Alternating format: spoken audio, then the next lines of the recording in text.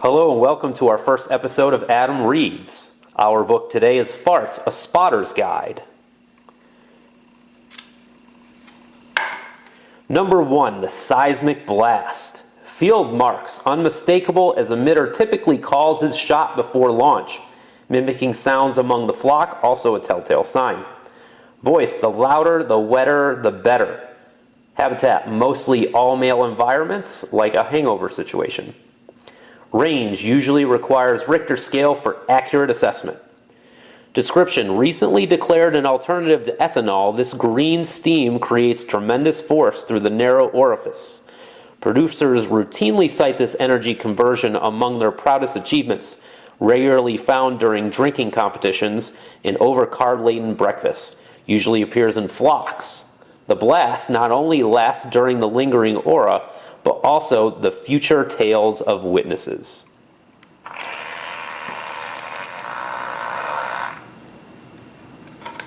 Number 2, the silent but deadly.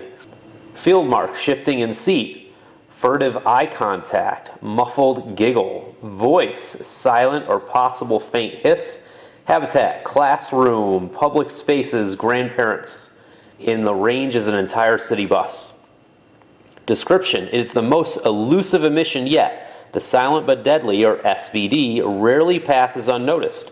Considered non-vocal for centuries, recent studies suggest a faint hiss, rarely detected above waist level. The SBD is most often identified by juvenile observers. Adults, for as of yet inconclusive reasons, traditionally acknowledge the SDB with visual cues, i.e. silently. Number 3, blowing smoke. Field marks, bending burrows and flaring nostrils indicate presence. Rare in 1956, appearance near propane rumored, but never recorded due to scientist fatality. Song longer than any other species except for Long Goodbye, and that's disputed. Habitat, meadows, amphitheaters. The range is southern United States, Eastern Bloc countries, and Buffalo, New York. Description: very definition of breaking wind is long, quiet gust, is like a factory smokestack on a cold day, and has been known to extinguish matches. Closely related to the poof and also the long goodbye, this species can pollute outdoor events, including concerts in the park. Long thought a remnant of smokestacks and burning rubber, this meat eater's special carries a half-baked odor that is distinct to the specimen.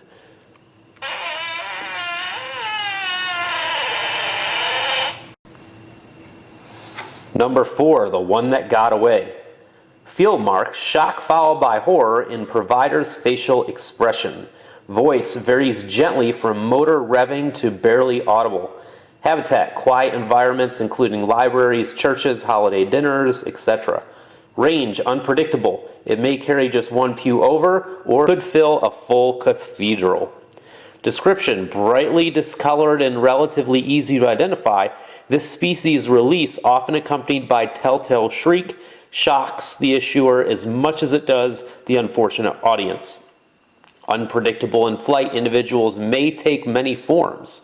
Observers of this emission always have a story to tell, whereas the supplier remains predictably mute. Number 5, the flight of the buttock bee. Field marks, tight, tight, and tighter. This individual ekes out into the world with the fastidiousness of a wound clock.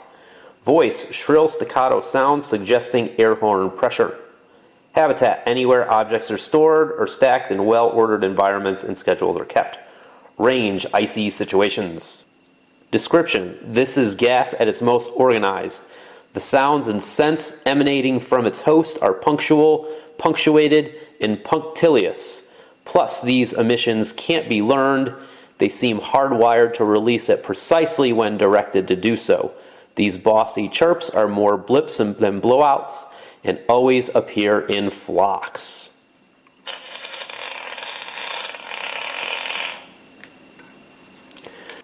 Number 6, the poof. Field marks, often distinguished by the pastel colors and laissez-faire attitude. The species was first identified taking flight from a pair of Abercrombie & Fitch watermelon chinos. Voice, delicate sound, most resembles a wispy poof. Habitat, yacht clubs, supper clubs, country clubs, bridge clubs, a lot of clubs there. Range varies by the tax bracket, rarely found on common ground. Description, long thought to be a mythical creature, this rarefied air is easily identified from its curiously saccharine smell, so the refusal of many genteel observers to acknowledge its presence. This melangerie of perfume with the rotten truth elicits whispers, but never comments, most commonly observed among populations who declare their poop don't stink, and it doesn't, well, sort of. This sounds like a good one. Huh? Number 7, in between states. Field marks, confused and concerned, facial expressions of the host. Scent always lingers longer than the supplier. Voice varies, often sounding like a plop of liquid similar to ketchup squirting from a bottle. Habitat, briefs, boxers, and rarely panties that will never be worn again. Range, rarely below the leg cuffs. Description, conspicuous due to the sudden absence of the supplier, this species drives its host from dinner party or den. Often associated with illness or alcohol, individuals may occupy a gas, solid, or liquid state, or mixture thereof, and are unique in the flatulent family. Also unusual, the host's face, suggesting utter consternation, is the best field mark if you are observant enough to catch the look before the flight.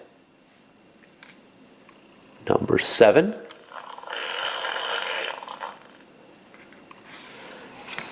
Number 8, the sleeping dog.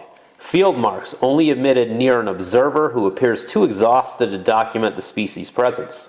Voice, reports of muffled hiss, but voice largely unknown. Habitat, exclusively found beneath bed sheets, duvets, and even quilts. Range, from headboard to footboard.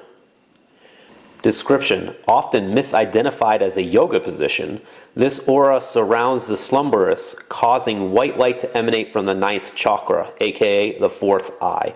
Only species thought to arise from both human and canine hosts. Presence one thought to have amphetamine properties, as adjacent subjects rarely manage sleep.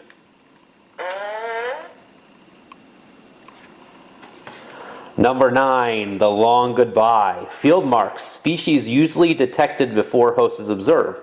Host's obvious physical unease is also a telltale sign of species impending presence, as well as the post-release deflation of pelvic area.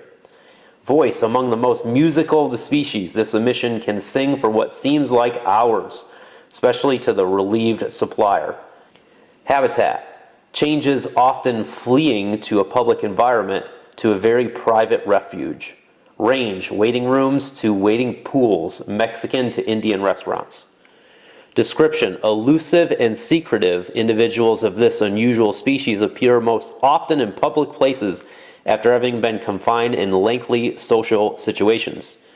Disturbed by the extended length and strength characteristic of this emission, the provider typically wrestles with his gas for up to an hour until finally this scent must fly the coop.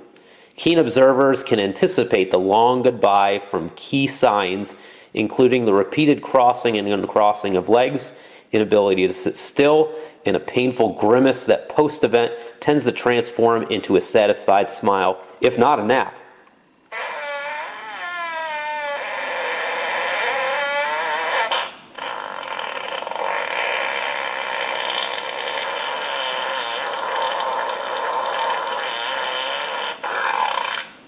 Wow, that really was the long goodbye.